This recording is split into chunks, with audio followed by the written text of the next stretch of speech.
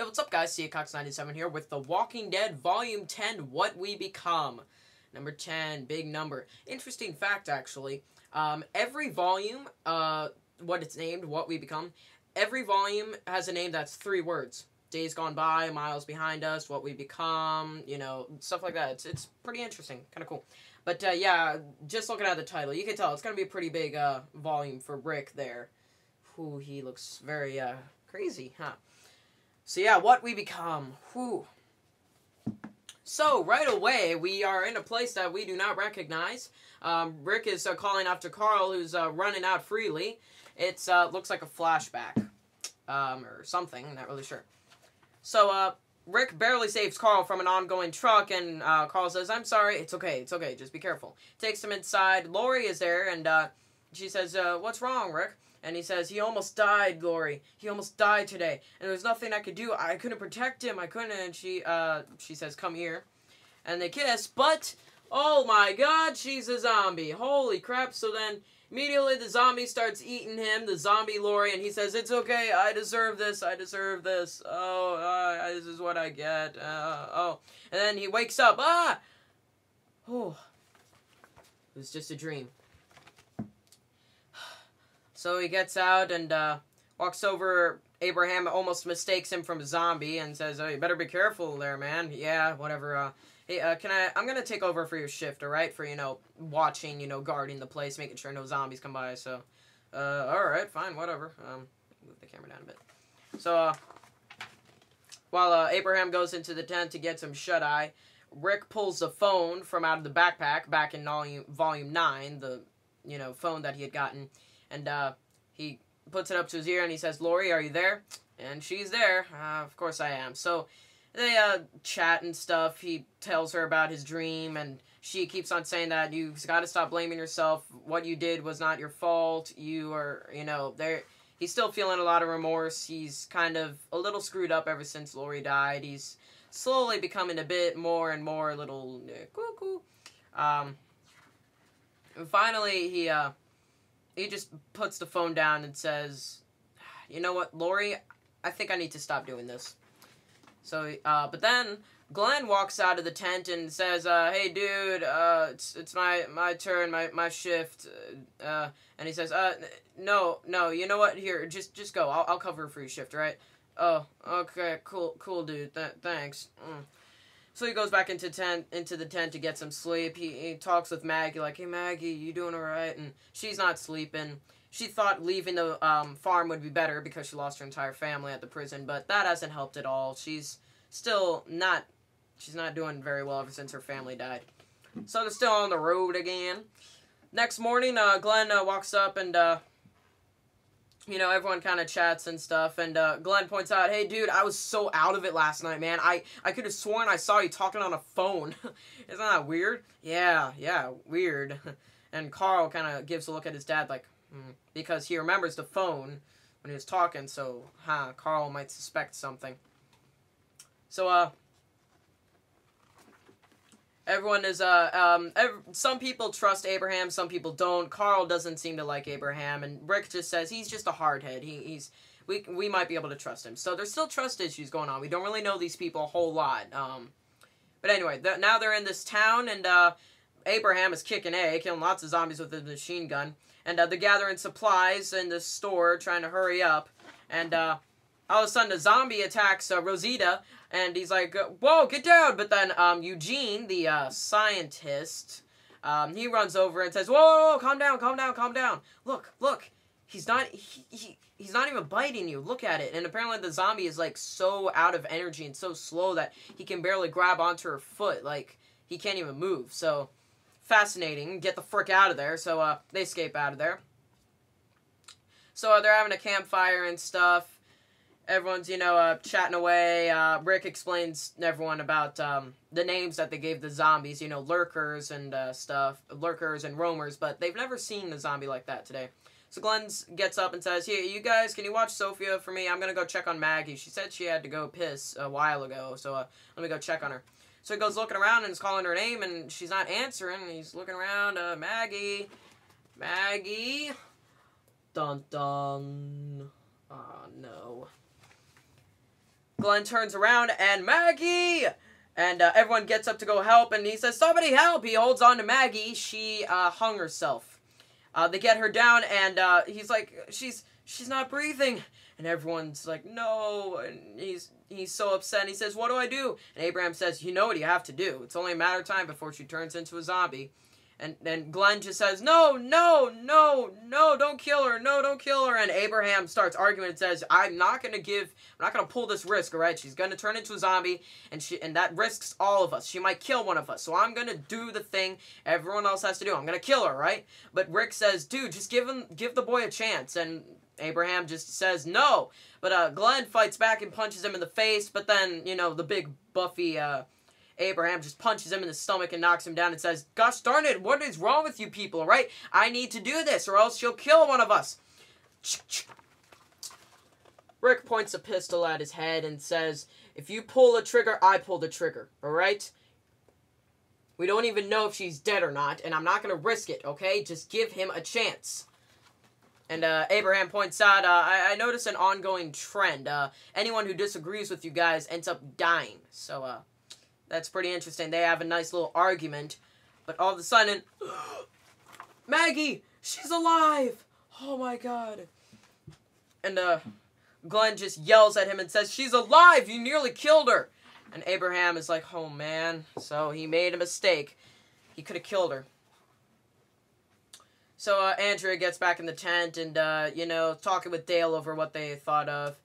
And, they talk about, like, what would happen if one of us, died. What would we do? I don't know.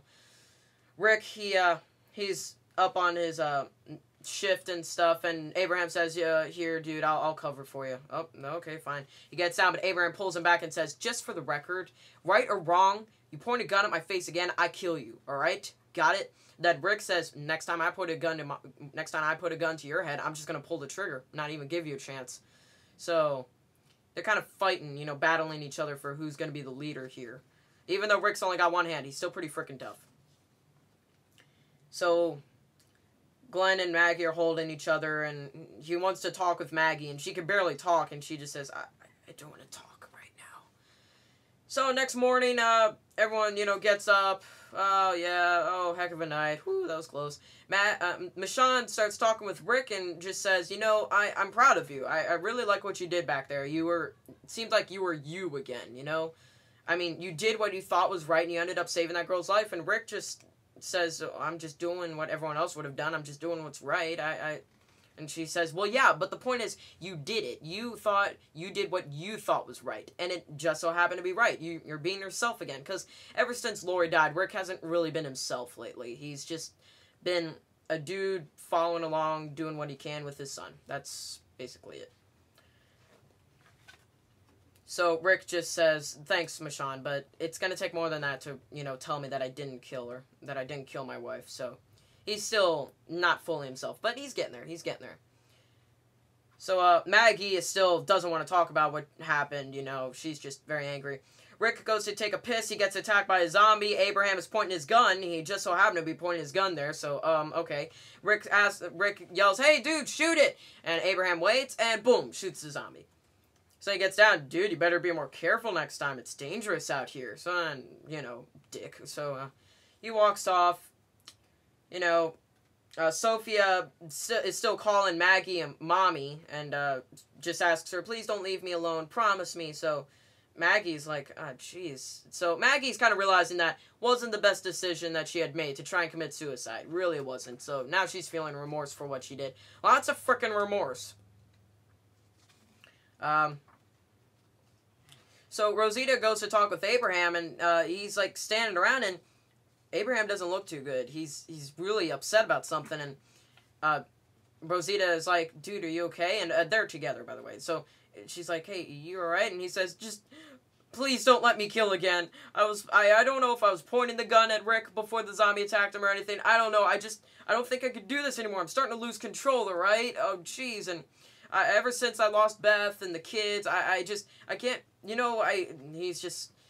Apparently, he's had a lot in his life, and it's kind of hard to keep it all in, apparently. So she's the reinforcements with him, keeping him together. So that's nice. still more traveling, you know, moving along. They're thinking of getting rid of the horses, but they say, no, we need to keep the horses just in case we run out of gas and stuff. Abraham still isn't being the nicest with Rick, so, you know, whatever. He's kind of a jerk anyway, Abraham.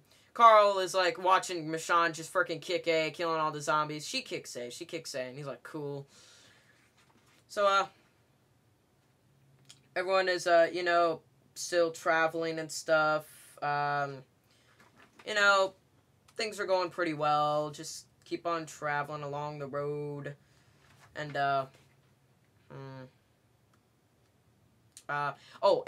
eventually they kind of stop at a gas station. They say, alright, well, they kind of make an announcement because Rick talks with Abraham and says, I want to go to this neighborhood to where I used to live. It's several hundred miles away. It would only take us about maybe 2 days to get there and back. I just want to. I'm wondering if a friend of mine is there, and Abraham just says, "So what? I'm not gonna. We're not gonna risk our lives for that one guy." And he says, "But there's also a police station full of guns that I still have the keys to. So you know, we can get guns and ammo, which we don't have a whole lot of. We might even be able to get some gas, and we might, you know, get a new guy in our group." So he's talking about Morgan and Dwayne. We haven't heard from them since the first comic book, so. You know, we don't really remember them a whole lot from now, but, you know, wonder if they're okay or not. So they say, alright, well, me and Abraham and Carl are gonna go travel up to, there. You guys just stay here put. We'll be back in a couple days, alright? You just need to take a break, alright? Okay.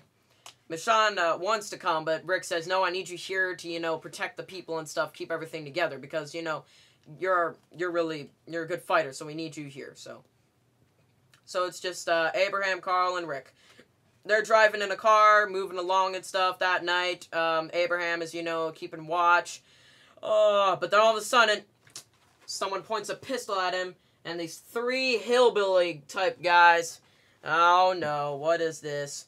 And they say, this is our road, and you don't come up here, we're gonna kill you. Oh, look at this, just a little helpless boy. And Rick wakes up like, what the heck? They grab Carl, and they're like, alright, we're gonna kill all of you, right? And Abraham is just, I'm going to kill every single one of you. So these 3 guys are pretty bad. Rick tries to fight back, and he says, we got a fighter here, boys. He tries to fight back, but they overpower him because he's only got one hand. Poor Rick.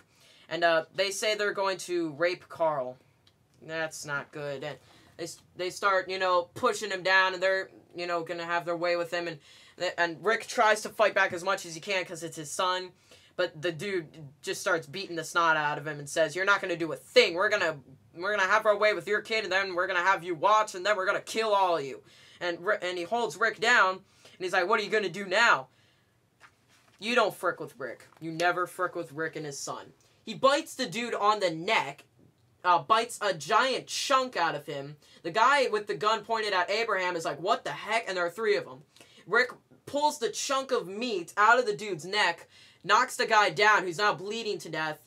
Abraham shoots the guy who had the gun pointed at him. Rick is covered in blood, spits the stuff out. The guy who's holding Carl says, get away or kill the boy. And Abraham says, let the boy go. But nope, this is Rick's. This is Rick's time. And he says, he's mine. And just like on the front cover, the picture right there. Oh, frick. Well, you know what I'm talking about. That picture right there. Yep. He attacks the dude with a knife and literally rips him to shreds. He literally rips him apart with his bare hands. And Carl is just sitting there like, yes, thank you, Dad. So, yay, Rick! Yay, go Rick! So, whew, heck of a night. So that, next morning, you know, Rick and Abraham are talking over, you know, what happened that night. And Rick is kind of, you know, he's happy for what he did, and he points out, my son is all that I got left, and if I lost him, I don't know what I would do. I'm not going to lose him, and, you know, they're talking with each other and stuff, talking about family, but, Abraham just stops, and he says, you know what, I think it's time I tell you how I lost my family.